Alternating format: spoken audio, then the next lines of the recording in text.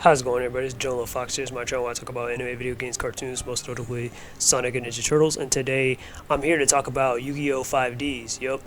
So if you see by the title of my video, I kind of wanted to talk about the male empowerment and stuff, and it's going to be like one of those little character analysis type of videos. So I'm going to be using Yusei Fudo here as an archetype for all that. So yeah, let's get right into it. But before I even talk about Yusei, I kind of want to go into this little tangent first. So I'm going to get that out of the way, and I'm going to definitely break down Yusei and show why he's an exemplary, like, masculine type character, you know? So, let's go. As the times change, society, whether it's media like the news, movies, or social media, have been undermining masculinity for some time. Like the term toxic masculinity, which means the traditional male values are harmful to men, like stoicism and aggression, which we kind of need things like aggression to kind of protect ourselves or to be more physical, and stoicism to keep a level head and analyze things from afar. For women who believe this, I don't really take them all that seriously, and for the men that also believes this, I kind of honestly question their masculinity. Like, I'm not gonna lie, when I got done watching Zootopia 2 for the second time, I was at the movie theaters.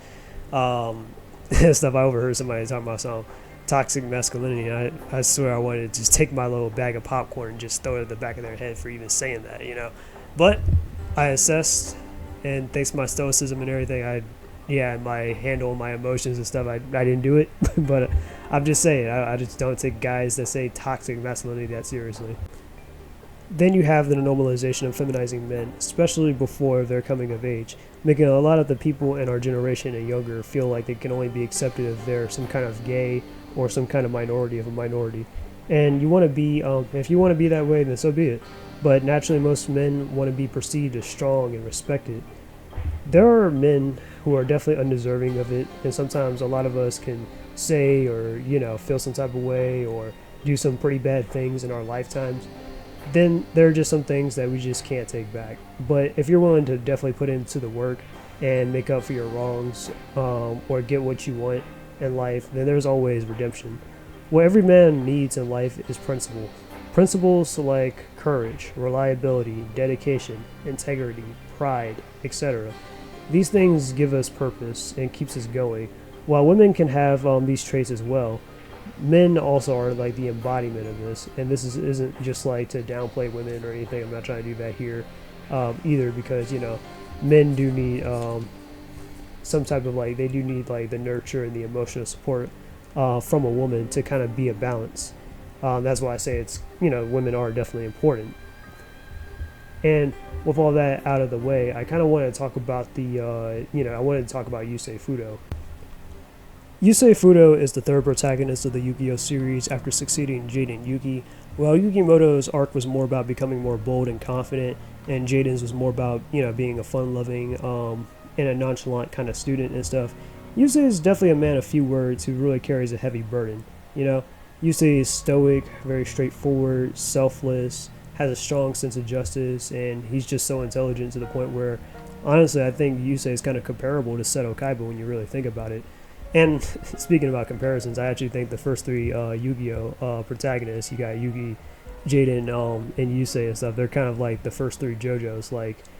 You have Jonathan Joestar, the classic protagonist like Yugi and stuff, and then you have Joseph Joestar, who's the fun-loving kind of protagonist, kind of like Jaden, that likes to play around and stuff, but gets a little more serious later on in their life. And then you have Jotaro Kujo, like Yusei and stuff, who's very stoic, a little bit of a delinquent, that kind of thing.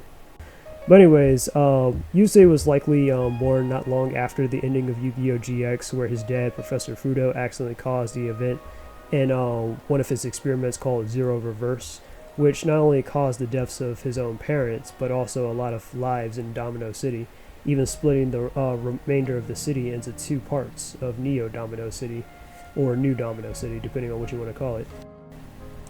Ever since, Yusei has been trying to reunite the satellite and the upper levels of Neo Domino City together to make up for his dad's wrongs, even though he didn't know that his dad was sabotaged until a little bit later in the series.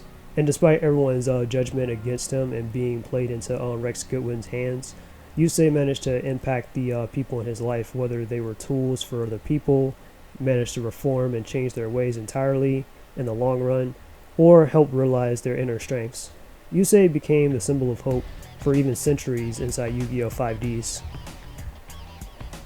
I want to go over Yusei's close friendships with Team 5Ds by starting with Bruno, then Crow, then the twins, then Aki, and then finally Jack, just to give you a little bit of understanding about the character.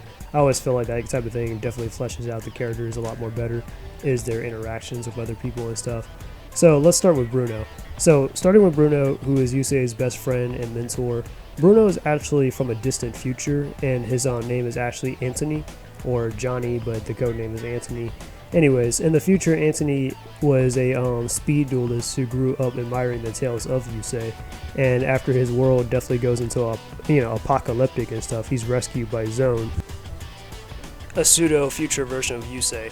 Then after Anthony, who was one of the last humans, had passed away, Zone created the Bruno that we follow to help humanity's future. Yeah, I know it's a little bit confusing, but basically he died as an old man. He came back to life sort of as essentially as another type of sentient being, like a robot or something, or an android, and then that's the Bruno that we follow, pretty much. But anyways, Bruno was sent stripped of his memories as a plant for Team 5Ds, not only as a spy for Zone, but to ensure that Yusei's growth and stuff by teaching him stuff like Clear Mind and Axel Synchron Summoning. And he would definitely pull off like a tuxedo kind of mask thing and assume a separate identity as like Visor, regardless of what like Yusei was to most others, like the symbol of hope. Bruno and even Kiru, going into him a little bit, were like that for Yusei, who was like a symbol of hope. Bruno was someone Yusei had the most in common with, who was just as smart as he was and into speed dueling just as much as he was. In the end, he pushed Yusei to his limits and stuff when they dueled in outer space around the sun and everything. And then in the end, Bruno ended up sacrificing himself into a black hole in order to save Yusei, so that he can stop Zone and save the future. Then there's Crow Hogan, Yusei's younger adopted brother. Crow and Lua are probably the two members of Team 5Ds who are the most energetic and can casually lighten up Yusei's mood during the day. Crow is pretty hard on working, being able to provide for street orphans, much like himself and stuff from the satellite, and helping Yusei earn ends meet, when they actually share a room or a place together and stuff. Usually him and Yusei are always the one doing the work, whereas Jack sometimes be sitting on his ass, drinking tea all day and stuff, and Crow be getting on him about that. That's neither here nor there. Crow is pretty much the third pillar of Yusei and Jack's trio, even though I really think that should have gone to Akiza in my personal opinion. But Crow definitely has great chemistry with everybody. He even kind of gets Yusei's signer mark, the Crimson Dragon's Tail, during the duel with Rex Godwin.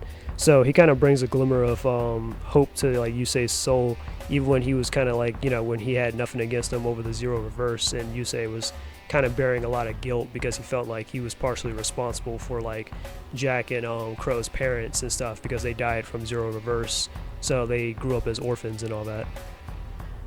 Then there's Lua and Luca, or Leo and Luna depending on your dub. But the twins met Yusei after he had collapsed outside their home and he was on the run from the security. Since Luca was a signer and had also had a spiritual awareness, she had a good feeling about Yusei. And Lua admired Yusei as a speed duelist and stuff, and a duel runner, since he had aspirations as well to become, just like him and Jack. Luca isn't exactly a very expressive kind of character. She's not as expressive as her brother, but she also admires Yusei a lot. She also likes to pray for him whenever he's in danger and stuff, for his safe return, being a spiritual person and everything. As for Lua, he's usually the first one to kind of hug Yusei or show some kind of affection. He was the first to kind of notice that Zone's life support system looked a lot similar to Yusei's Duel Runner, kind of foreshadowing Zone's identity. And by the end of the series, Lua becomes a signer, a professional duelist, and even inspired someone else that was at despair to become the best versions of themselves. And to Yusei, he views Lua and Luca much like his friend Riley, who is about the same age as them. Riley was one of Yusei's old roommates and stuff before, at the start of the series, who would help him out with his duel runner and stuff, fixing it up and everything and keeping it maintained so that he can get to the upper levels. Next up is Aki Izoi, Yusei's love interest. Aki, before she had met Yusei, was a runaway and was at the whims of Divine, who didn't know he was a murderer and a cult leader at that. After all that surfaced, Yusei helped restore her relationship with her parents and managed to open her heart. Ever since then, she's kind of been observing Yusei and also becoming a little bit protective of him. She also got into writing duels to understand him a lot more better.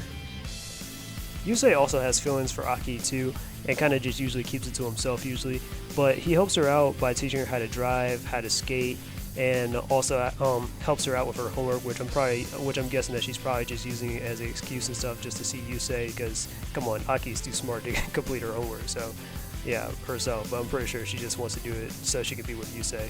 Anyways, Yusei even allowed Aki to borrow his Stardust Dragon, one of his best cards, during her first professional writing duel and stuff, and then towards the end of the series, they both actually wait up 8 years later to kind of see each other again after Aki ends up becoming a doctor. Finally, there's Jack Atlas, Yusei's older adopted brother and rival. Much like Yugi and Kaiba, or Jaden and Zane, well, unlike Kaiba where he's more smarter and hard to work with, Jack does actually work well with Yusei and Team 5Ds and encourages him more as a rival. Jack contrasts Yusei in many ways, like Jack being born in the satellite and Yusei being born in the upper levels, Jack being praised in the upper levels while Yusei is looked down from coming from the satellite. Even their jackets and dual runners resembling each other's dragons and stuff, like Archfiend Dragon or Stardust Dragon. I think this is definitely an interesting detail that the YouTuber Stardust Nobody had pointed out in his breakdown of Yusei Fudo's character analysis, so I definitely recommend checking that out when you get the chance. But anyways, Yusei and Jack are rivals, where Jack defeated Yusei, took his Stardust Dragon and his original dual runner to become the undisputed champion duelist. After Yusei defeated him and after defeating the Darksigners, all was forgiven and they became a team. Even in doubt, Jack is just that person to give Yusei that tough love that he might need, much like his dad, Professor Fudo, to kind of motivate him further. Jack at the start of the series was exploited by Rex Goodwin and Jaeger as the king of writing duels, only to find out that it was a setup for 2 years to lure out Yusei, mainly because they wanted Yusei, who was a signer and stuff, and Jack was also a signer, but they knew that Yusei wouldn't be manipulated into becoming the king of writing duels, so they took advantage of Jack in a situation where he hated living in the satellite, and then he made his way to the Neo-Domino City in the upper levels, and they were able to falsify evidence and stuff that he's always lived there and stuff like that and blah blah blah. But yeah, and eventually Yusei made his way to the upper levels to challenge Jack and to take back his Stardust and all that stuff. So yeah. But pretty much Jack, after he had found all that stuff out and found out that even Goodwin had rigged some of his matches too, Jack had gotten annoyed with this and started believing that he had built his entire, he sees himself as a king and stuff, and believed that he was built up on a lie. So ever since he had found that out and had reached to this whole milestone, he kind of decided to kind of build back up his own becoming a king himself of writing duels by just doing it himself and stuff the right way, and no fixed matches or whatever, and just self-improving. So that's what Jack's been about. But I might even talk about Jack another time. But that's all I wanted to kind of talk about as far as the characters on Team 5Ds go. But this was my take on Yusei and what a great character I think he is. Yu-Gi-Oh! 5Ds is a great anime and definitely pulls from a lot of classics like Akira, so I definitely recommend checking it out whenever you get the chance, or like me. I started a long time ago when it used to come out back on 4Kids and stuff, and then, or CW 4Kids, and then, I never really finished it. And the anime and the dub never finished either, so finally, after all these years, I finally finished up the entire series.